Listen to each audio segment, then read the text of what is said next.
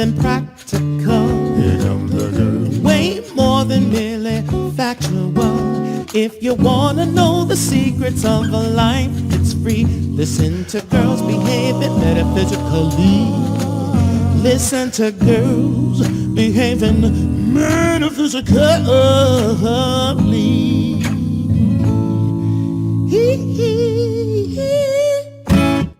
Welcome to Girls Behaving Metaphysically. Your hosts are two girls who believe that life is awesome, that laughter heals, and that it's possible to find deep spiritual insights in everyday experience. Join Robin Rice and Sumaya Wood for this week's adventure. Happy Friday! Yay! Cheers to that. Cheers with my warm tea. It's cold. It's okay. It's cold here in San Francisco. So we need something toasty warm. Right? It's cold and windy and rainy. I don't know about you, but over here it was the same winds as the other day that were like, I felt like our house was on its way to Kansas. That's my line. Well, that's yeah, the other day. it. Huh? That's where I heard it. It was a good line. But it was so windy and rainy. Like the rain was beating against the window for like 10 minutes and then it stopped. And then the sun came out. It wasn't like that here. Oh. So, well, January. We are more than halfway through. It's crazy. It's crazy. I know. The divine adventure continues. Yes. And I want to welcome everybody to what we're naming this year as the Divine Adventure. Yes. We're inviting you all to take it with us. Exactly. Because 2020 was a doozy and 2021 is going to be even more fantastic in a good way. In a good way. Exactly. So if you are watching us live, say hello in the chat. Let us know you're here and where you're watching from. And if you are catching us on the replay, just type in #replay and let us know that you watched. And one thing I forgot to say is this is our first week going live on YouTube. Woo! Woo! I got the technology worked out. After our little challenge the previous time. Yes. But we are not having challenges this time. We're so excited. Yes. Because we have a guest today. This month was all about relationships. Our 5 pillars of relationships. Well, it was everything. It was everything that kind of constitutes the little buckets of, spiritual practice. So our relationship to our finances, to health, exactly. to wellness. And today we'll see our relationship to people, to ourselves, to those that we love all the time and sometimes don't even like. Absolutely. So our guest today is Ron Wallace, and let's bring Ron into the stream. Woo, there he is. It's like magic. Hello. Hello. So Ron Wallace is a life coach, a spiritual practitioner, and in his final years of certification in somatic experiencing, a therapeutic technique developed by Dr. Peter Levine. Ron's successful practice as a life coach focuses on trauma and relationships. He focuses on advanced techniques, self-growth and awareness, and in helping others see themselves as they are, whole and complete. Ron is a graduate from both life training and life design and has been a trainer in several of the life design seminars. Ron is a listed practitioner and currently serves as vice president on the board of the Institute of Metaphysical Science in La Jolla, California. Welcome, Ron. Thank you. He's also a very cool guy. He's very obviously. Fun. Yeah. Obviously, I pretty much knew the second I met Ron. How long has it been? Like 6 years? 6 years, I think. 5 or 6, yeah. Yeah, 5.5-ish. I knew he was my people. It's good to be able to identify your tribe, right? Like instantly I knew. we knew we could play. We knew how to Exactly. play with each other. That was great. Exactly. It's all about playing. So, I just want to take a minute before we start, because what I was realizing as we were introducing Ron is that people out there don't really know us. So I just want to invite them. You'll get to know us along the way, and you'll learn all different things about us. But basically, we're here because we believe that metaphysical can be fun. that's So crazy. It's blasphemy. this spiritual business is not all about being serious and figuring it all out. Solemn and yeah. Right. So we're all about the joyful aspects of your spiritual and metaphysical path. And if you want to learn a little more about us, you can visit our website, which is girlsbehavingmetaphysically.com. And you can sign up on our mailing list there if you want to keep in touch and hear about our upcoming shows and everything else. And subscribe to our YouTube channel, because obviously you'll be able to say you were here first. Absolutely. All right, Mr. Wallace, let's talk relationships and communication. Oh, okay. You shared this with me a while back, and I loved it. And I knew when Robin and I started this show that I wanted to have you on as a guest, because I love how you frame the way we communicate with each other. And so do you want to just share a little bit about the model that you've kind of come up with and how you use it in your coaching practice? Sure. When people come in, it's like so many times all they can see is their problems. And so they need some kind of a marker to find out and start to look and see where they are and where they want to be. And the way I have come up through the years of doing that is to just draw 3 columns and keep it as simple as possible. On the right, I call it the parent, and then listed under the parent are, things like judging, accusatory, righteousness, opinionated, all that serious stuff that we want to not talk about so much. And that's also would be like authority and yes, all of that. Black and white thinking, serious thinking, shaming, manipulating, bullying, and feeling totally separate. All of that would be very parental. Okay. And then we go to the child, which is about, vulnerability, weakness, inadequacy, hopelessness. I'm not saying that that's all the child can be about, because it's also joy and other things. But what happens is when you help people see that they're speaking from this parental place, it invites their spouse into the child place. Mm-hmm. And when that happens, communication pretty much stops. And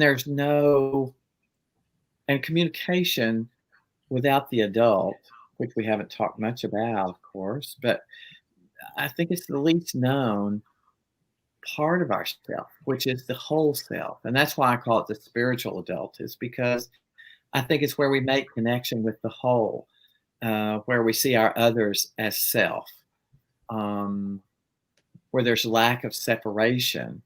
Not that there's not boundaries, but there's not. Help me out here. You know what I'm saying? Yeah. So it's integrated. Right. And it's not, it's integrated, and it's not trying to be right. It's not trying to be a victim. That's right. It doesn't have an agenda. Its source of authority is itself, but not over anybody. Say more about what you mean by that. Well, as one of my teachers said to me, she said, to really grow metaphysically, you have to let go of having any external authorities. And she says, I'm not Yes. speaking from an ego standpoint, but I mean, Right. really understand who you are. So to know that Right. there is no out there, no other to have an authority over you. And she said, that means me, it means books, it means organizations, it means philosophies. There's no external authority. So it's said another way. Would it be I'm claiming my own divine authority as a child of God, or as, however you want to frame it, but acknowledging, if we're acknowledging that God is all there is, that includes me, that includes you, that includes everything going on in the world. Yeah, very well said. Yes, that's exactly it. Awesome. And so you talked about, if you're standing as the parent, in judgment, or as some kind of external authority over the situation, or trying to be right, that you invite the other person, whether it's your spouse, your child, your coworker, whomever, to be the child. And if I show up as the child, right, thinking I'm the victim, or something like that, what does that do? Well, that invites someone who's going to be an authority that you think you're not. Right. It goes again to the opposite, totally skipping your adult. Yeah. And it's like the two outside columns always play off of each other, and they completely break the sense of wholeness that Right. is there. Our potential is there. Yeah. And, it's like, it could be something just as simple. It could be something just as simple as how your spouse drives the car. In fact, it's quite common. I hear I get in the car and, they just get too close to the back, and, Right. and so they yell at their spouse, or they shame them for the way they're driving, or anything like that. It's just a very simple thing. But what this does, or what I've seen with my clients, is it gives them a framework. It gives them a place to say, oh, that's where I'm standing. Oh, that's why my spouse gets little and won't talk to me and gets silent, because I'm inviting them into that place with even my tone, or the fact that I know how to drive and they don't, or whatever Right. your statement is. So what do you do? How do you move? How do you, figure out where you're standing, and then how do you move into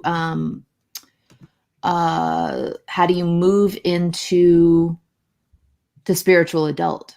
How do you recognize all of it? Well, awareness, and that's really what these columns I've come up with them for me, is it, and clients seem to find it helpful to really figure out where they are. And when you say where they are, do you mean each time they show up, like where they are? I mean, well, let me back up just a little bit, because also I think it's important at this time to tell people to really be in touch with their bodies as well. Because what I also see is when they're delivering or communicating from these side columns, their body's going to give them feedback as to where they're standing. And so that too gives them another tool to become aware of. Because if you feel out of sorts when you say, is that the only way you can drive? You know exactly Right. what column you're saying in, but yet there's this gut feeling like, I really shouldn't have said it that way. Right. For most of us, if we're Right. beginning to look at ourselves. And so your body gives you feedback. just the idea of thinking about these columns. Where was I standing in the? Which column was I in when I said that to them? Oh, I wonder why she's mad at me and won't speak. I think I have Right. awareness all of a sudden. Right. So, hey, Carol, I see that you just joined us. So, I'm going to just do the quick recap for you of what we're talking about. So, we're focused on the divine relationship and communications. And let me flash this little graphic.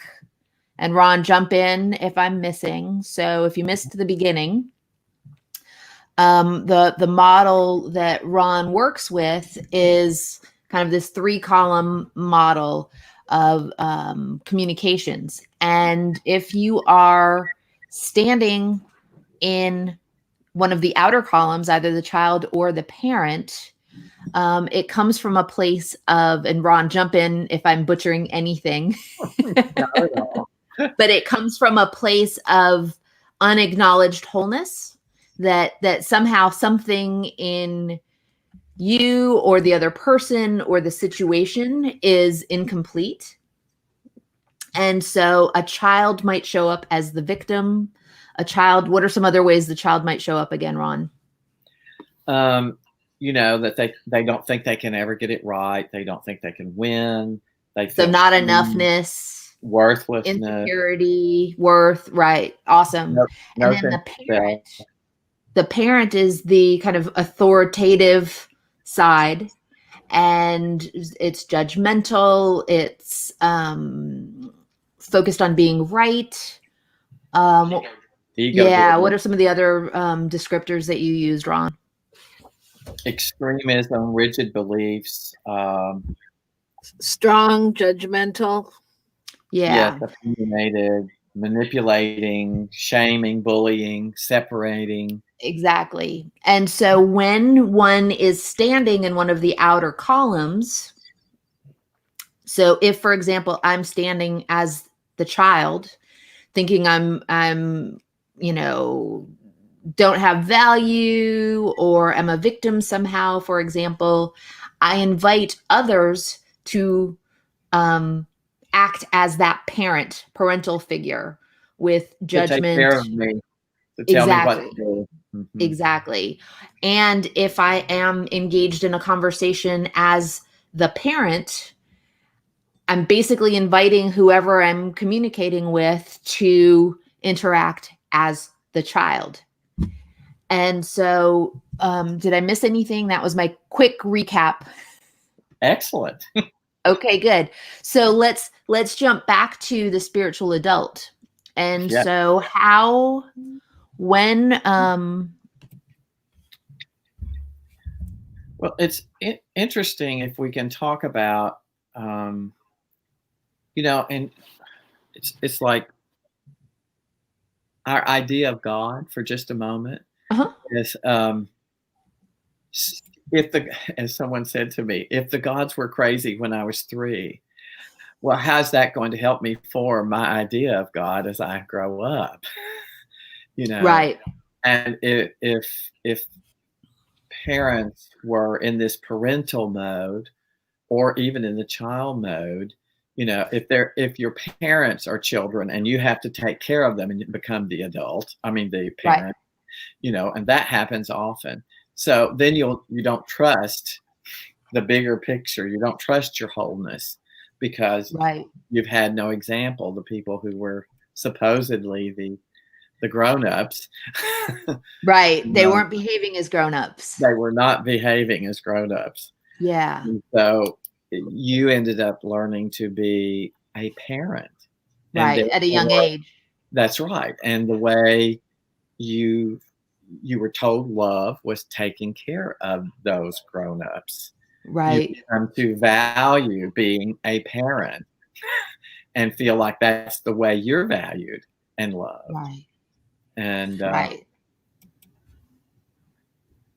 So how do you move from, either outer column of child or parent into that, and do a quick recap of the that spiritual adult column in the center?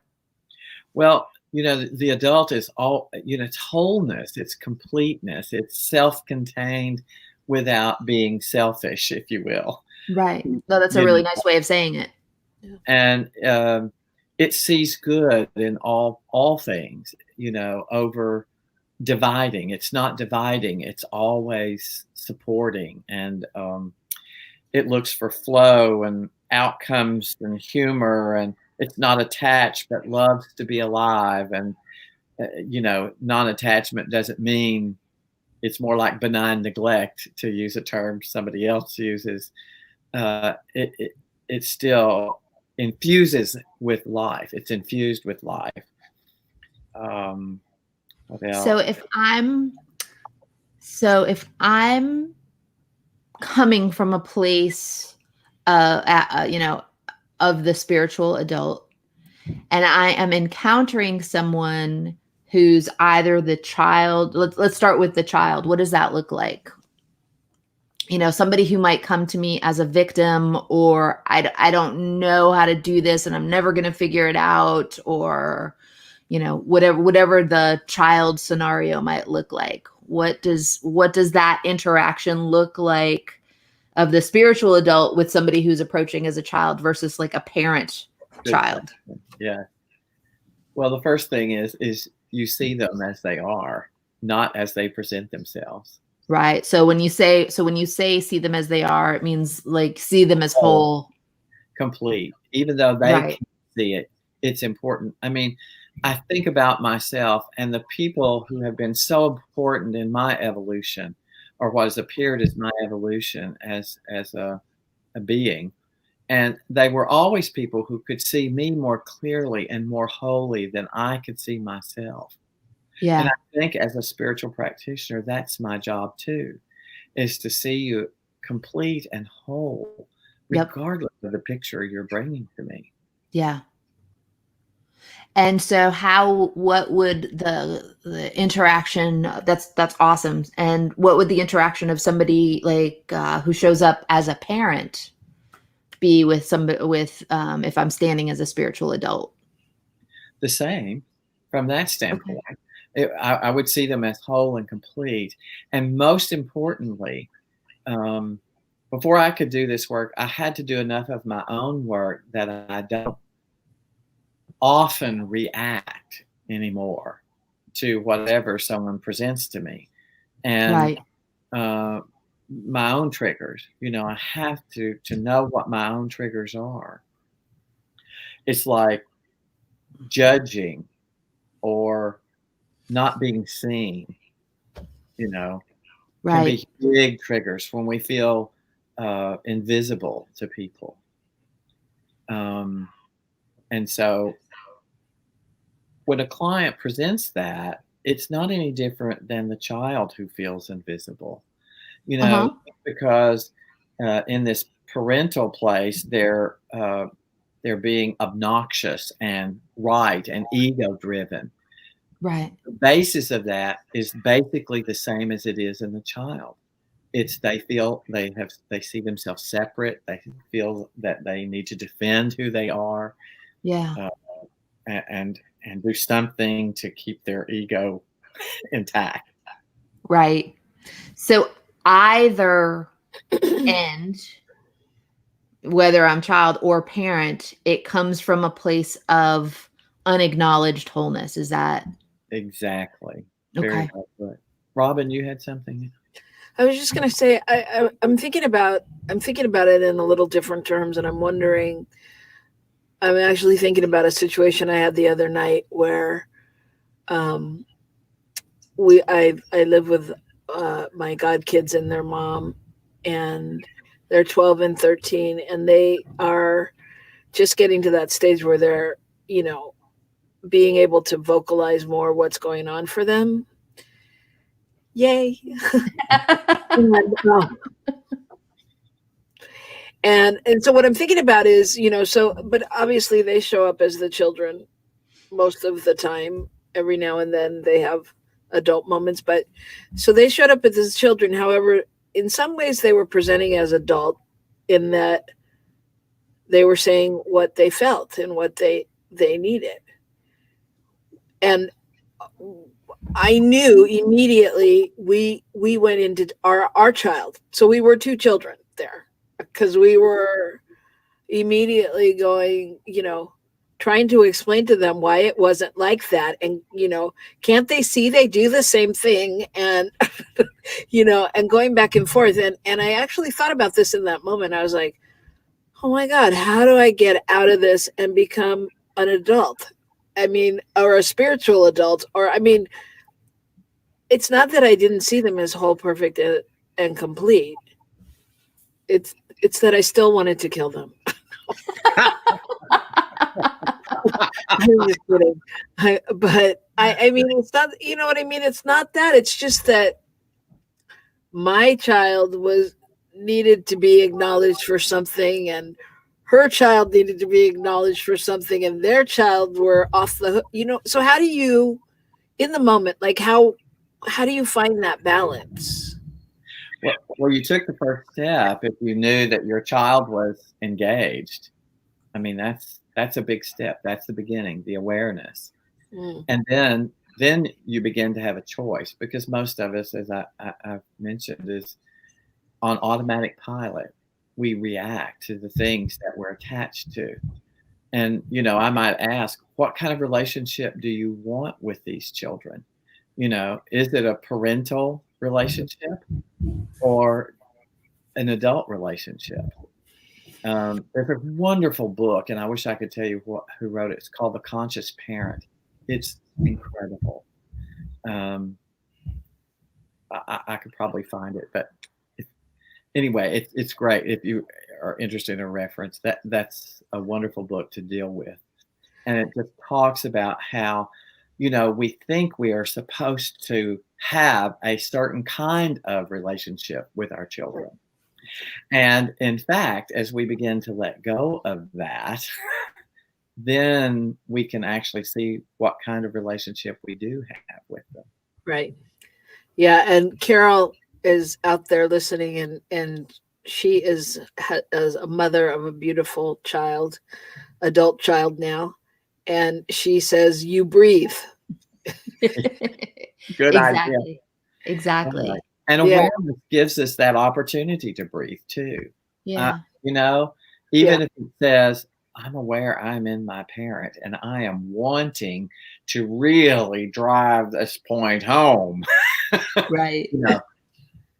But is that going to give me what I want ultimately, or is that going to feed the pain body, if you will use Eckhart Tolle's term, because the pain body is also what drives both of these outer columns.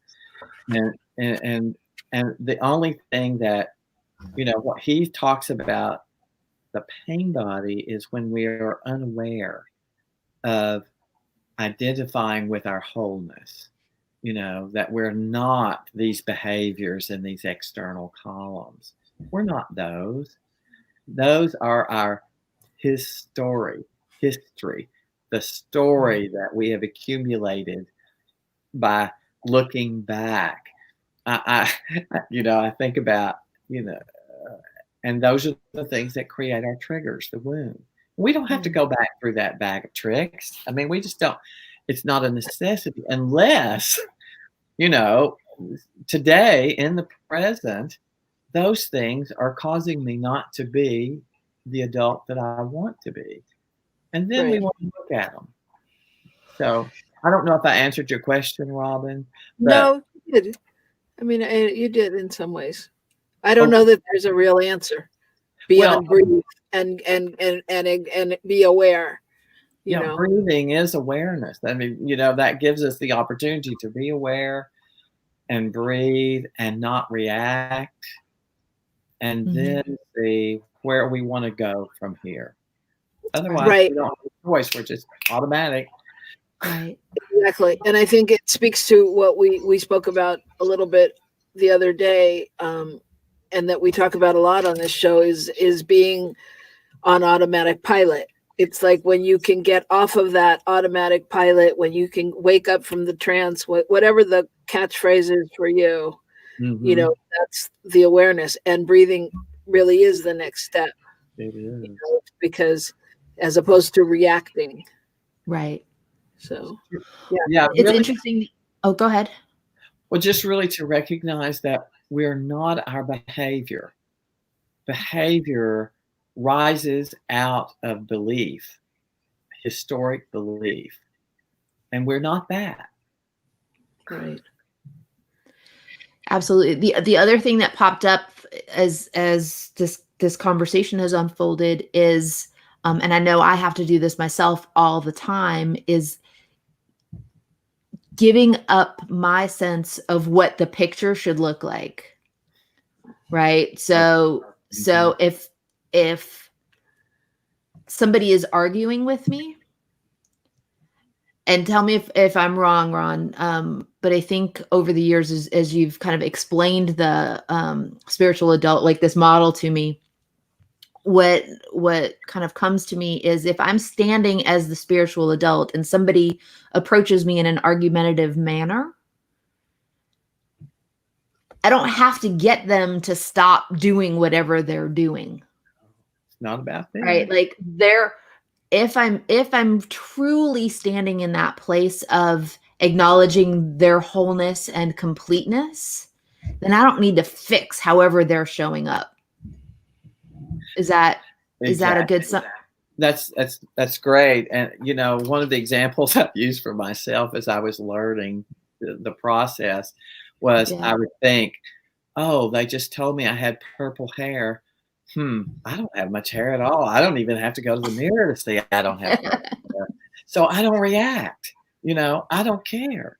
But the minute they say something that triggers me, or like they say, yeah, well, I've always prided myself on being a great driver. So they tell me I'm a horrible driver and you need to pull over and let me drive.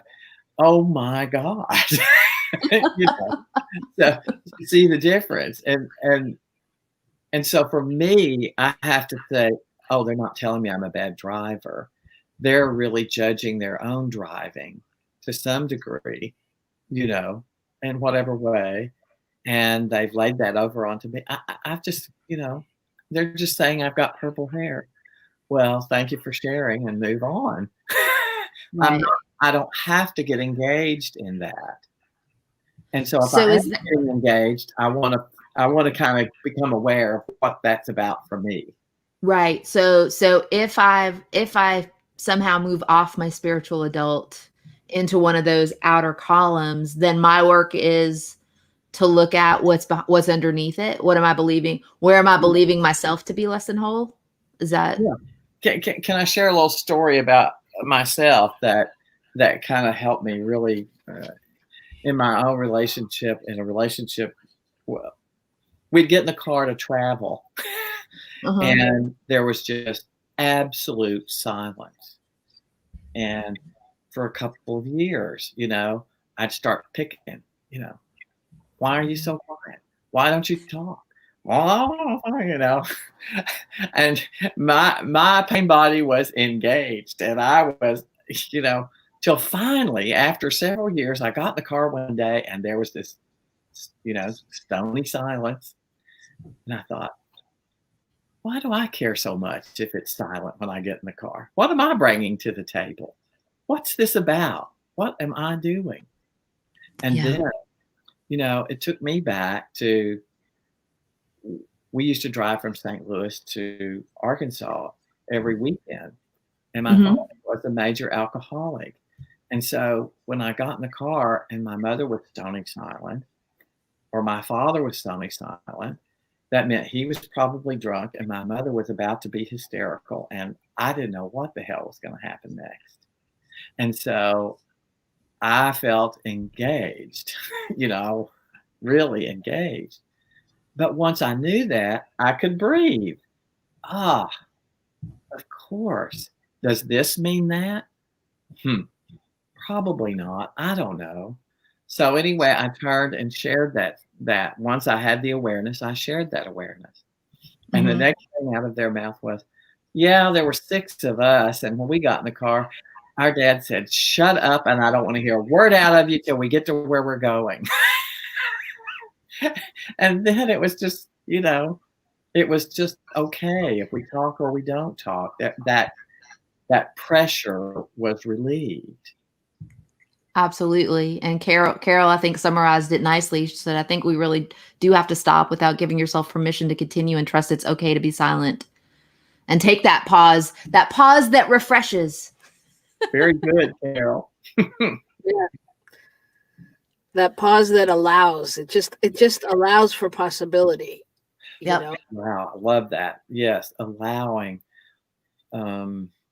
being open, being willing to see it differently, to do it differently, not identifying ourselves as the way I've always done it.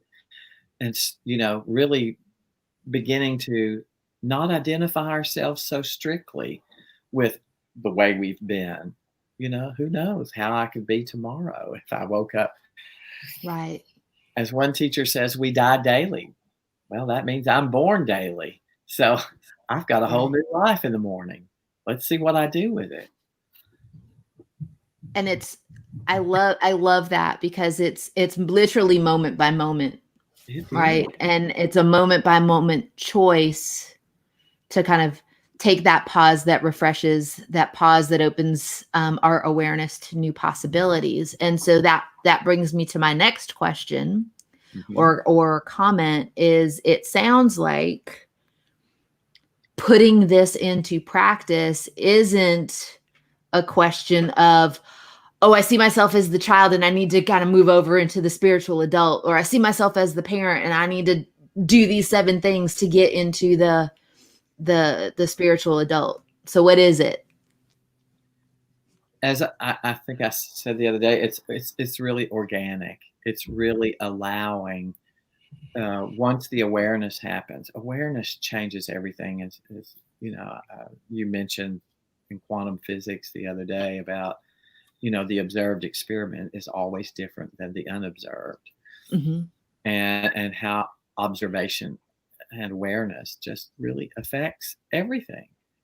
And that's what I see with my clients is that it's organic. It's not about efforting, Right. The minute you effort, you're creating resistance, and resistance to, it's like this.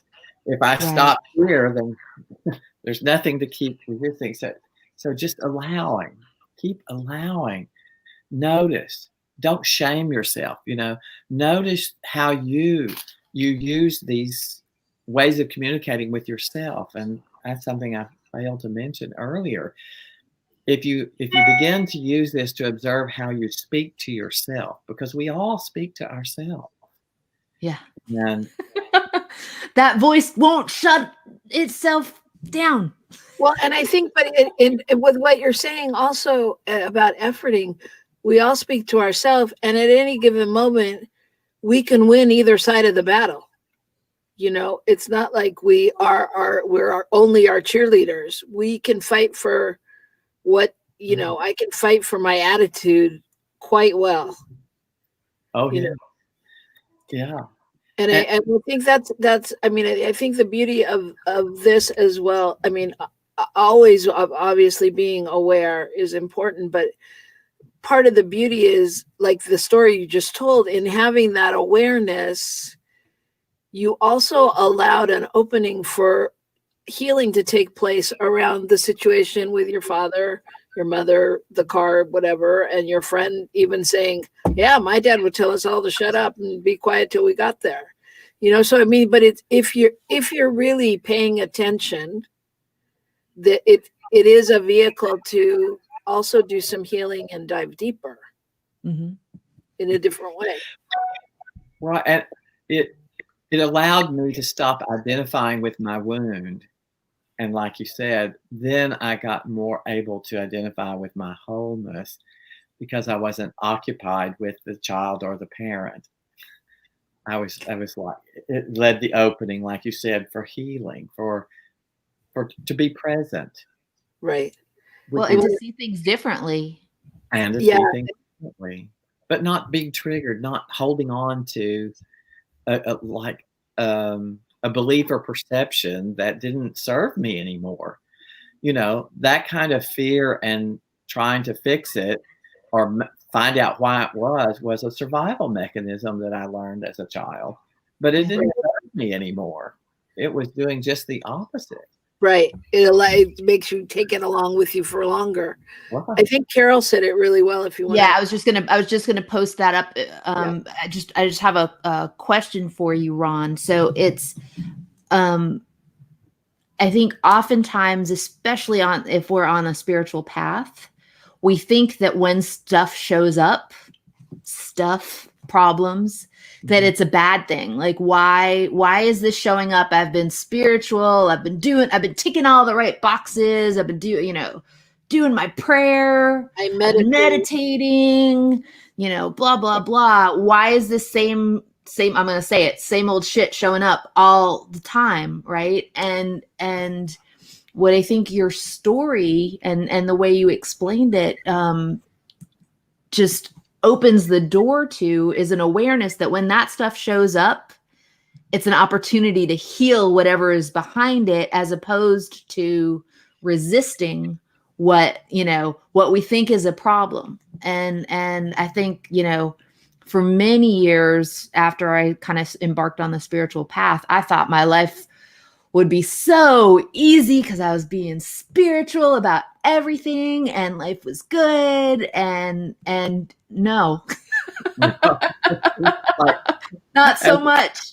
As the book said, chop wood, carry water. Then there's enlightenment. Then there's chop wood, carry water. Exactly. And so that's chopping wood and carrying water, but afterwards. But the other part of that is to sharpen the picture on anything. We use contrast. And that's the way with our life. Contrast is always about sharpening and clarifying our wholeness, I see. Absolutely. And I look at it instead of reject it or resist it. I say contrast is coming up. Oh, okay. Contrast is here. That means I'm trying to be clear about something. Okay, let's look at it instead of pushing it away and avoiding it. As a teacher of mine said, when we want enlightenment, we're like a tree. We grow a new leaf to get more for photosynthesis. I love that. That's what we're doing with our problems. We're growing for our own photosynthesis. Our own idea of who we are is expanding and growing, and we're ready for the next leaf. So. Absolutely. And one of the things I loved, Ron and I have both studied the works of Margaret Laird, and one of the things that she said that was so transformative for me was the problem wouldn't show up if the solution didn't already exist. Yeah. And so when we start to, and this transformed my practice, because when we start to think of, instead of the problem is just weighing us down and showing up to make our lives suck, it's almost like, and I don't do this all the time by any stretch, and I do it way more than I used to, is that when the problem shows up, I can, instead of kind of pushing it away, I can say, oh, good, what solution's ready to kind of show up in my world. Right. And so this Carol had, wrong, this one. Carol brought this up. The awareness helps it hurt not personally, yet I don't want to feel like a doormat, one of my triggers, and not being heard or validated for my ideas, childhood triggers. Any thoughts? Sure. Any of those feelings that, I used to feel invisible. That was one for me, which sounds very similar. And I thought giving up my desire, whatever it was in the situation, was a loving thing to do. All were misnomers, but they all came from identifying myself not as whole and complete. And then I started to look to see, well, what drives that belief in me still? What drives that belief and it was fear of rejection, fear of, if I'm not a doormat, then I'm going to lose everybody. I won't be loved. And that was because the perceptions and beliefs I walked out of my childhood with reinforced those things. So, like, we don't have to go back through our childhood, but we do need to see the correlation of what we're doing in the present, and what might be driving that. As I think Carl Jung said, it's not the things that we know about ourselves, it's the things that we don't know that drive us in that automatic pilot every day. Right. So that's why awareness is so paramount in this process of recognizing our wholeness. We don't have to become whole. We are whole. These are just ways on these outer columns that we're not seeing our wholeness. And so whatever drives those triggers, if you will, is our leaf, is our solution waiting to be discovered. I love that. That's beautiful. And then, sorry, I was just going to say, because you brought up leaf again, and Carol says, love the growing of a new leaf instead of a new horn. I love it. Yeah. That's awesome, Carol. I grew horns a long time before I grew a new leaf. When my pain body was really activated. I think that's true for all of us. I think we've all had a good horn every now and then. But I just want to speak for a minute about whole and complete, because we kind of throw that out there like everybody knows. And I think that, our perception, I mean, we know what we're talking about when we say whole and perfect and complete. And, someone else may not think, they may think, what do you mean? I'm whole, I'm perfect. I don't know about perfect. Mm-hmm. I'm whole and I'm complete. And I think that when you just talk about even those thought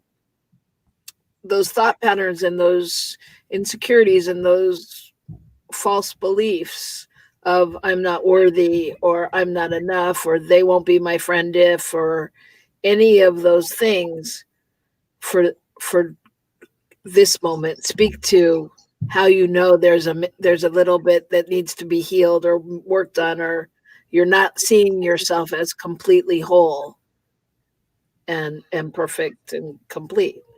Is that that's I really appreciate that question, because those words do have kind of a connotation, and it's like we in the metaphysical realm often use those words, and one of my teachers, Margaret, always said it's very cruel to speak metaphysically to someone who does not understand it. And so I think, to your point, I'm perfectly imperfect. When I say whole, I mean it takes in the whole. It's not, the imperfections are the appearing. The contrast is as perfect as what somebody might surmise as perfection. In other words, when you say whole, you mean all. And when you mean all, it means all. It doesn't mean there's no division problem here. Only one thing going on. Only one. And so whatever we have to do to resolve that equation back to the oneness or allness of being, it means we're willing to stop resisting and judging whatever it is we do. At my worst, I now can say truthfully and honestly that I did the best I could in that moment with what I understood. Would I do it again? I hope not. But at the time, and to give ourselves that compassion, I guarantee you, when you start to love yourself from that wholeness, which means encompassing all the warts and the imperfections that we identify in these outer two columns as, but that's where I was. That's the best I could do. And then we start to turn that compassion in on ourselves, that love and intuition, as our personal evolution. then we begin to see everybody in that light. Yeah. And it really is love. I mean, not to overuse that word, but love is that. It is seeing the wholeness and that not picking out the imperfections, not dividing, what works and doesn't work for me. It all works for me, whether I recognize it or not. Yeah. And that's the key, Well, that's the key. What you said about being perfectly imperfect. I mean, it all works there. It can't be anything but perfect, but for all intent and purposes, for someone to understand right now, that's what we mean is. Yeah. And something that just popped into my head, Ron, that you and I have talked about over the years, that there's nothing that I'm doing or nothing that this other person is doing that God is not being, right? Because if we go back to one and whole, and what you just, so beautifully described as the true meaning of whole, there's no spot where God is in absence. Spirit, the universe, whatever you want to call it. Whatever source is, whatever the source is to you. Mm-hmm. It's like you can't be it without that source. Right. Whatever it is, whatever gives me life is the same thing that gives my beautiful Ami, my Cocker Spaniel life, and you. And Right. as we begin to see our wholeness without picking and focusing on what we call ugliness, then we start to recognize that life in all things and in ourselves first. Because I don't think I did a talk one time called "Love Your Neighbor as Yourself," and I know you already do, because that's the only way you can love your neighbor. Is the way you love yourself. You can't do it any better. Right. That's beautiful. Yeah. Yeah. And Carol says, being the star child caused jealousy. Can't fix it and realize that. I just remain loving. And so it's acknowledging. It's really taking that you acknowledge. And like you said earlier, it's not the truth of her. Right. She's grown to know she can't change their opinion out there, so Well, who is it that said your opinion of me is none of my business? Right. What you think is none of my business. Yeah, exactly. And it isn't, because it's your business. Exactly. It's not something I can do anything about. Right. And right. Abraham Hicks says something that has been profound for me, which is, there is nothing asserting itself in the universe into your experience. There is nothing out there asserting itself into you. What we all work with is the perceptions of life that we have accrued through what we call our history. And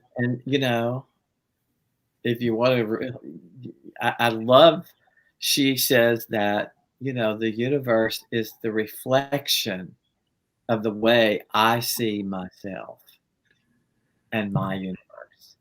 And that, Ron, is a whole nother show, which we'll have to have you back for. Absolutely. Absolutely. I mean, that's a whole nother topic that's amazing to delve into. I know we'd love to have you back. Oh, thank you. Absolutely. I so appreciate you having me. It's been great fun. Thanks for joining us. So, Ron, what's the best way if folks want to get in touch with you? What's the best way for them to do so? Just email me at consciouslyselfaware@gmail.com. Awesome. Consciouslyselfaware@gmail.com. Perfect. All right, Robin, what's on the docket for next Friday? Next Friday, it's the last Friday of the month. That means it's our Real to Real, REEL to REAL, where we talk about the spiritual meaning and and metaphysics in the movies. So, Love that. so we're doing a movie that I haven't seen yet, but that Samaya loves, called A Rumor of Angels, and it is currently on Amazon Prime. So if you are a Prime member, you can watch it for free. It has, I think it came out 20-ish years ago, and it's got Vanessa Redgrave, who I love her, and Ray Liotta and Ron Livingston, and it's just one of those hidden gems that I hope you'll find as delightful as I do. Yeah, and check other sources. A lot of libraries are doing curbside delivery and may have the movie there and things like that. Nice. Curbside delivery. It's the world we live in. Curbside. I know. Awesome. So thank you again, Ron, for joining us. It's been awesome having you. And thanks everyone for joining us. If you liked this show, just smash that like button. Don't forget to subscribe either on Facebook or YouTube. And if you subscribe on YouTube, be sure to hit that notification bell so that you are alerted whenever we're going to go live. For YouTube folks, it is Fridays at 2:30 Pacific. We are live every week, and we hope you will join us for the ride that is the divine adventure of 2021. We got a lot coming up, and we want you to be part of it. So hang in there and come back and learn more about us. Awesome. Thanks, everyone. Have a wonderful weekend. Bye. Cheers. Bye.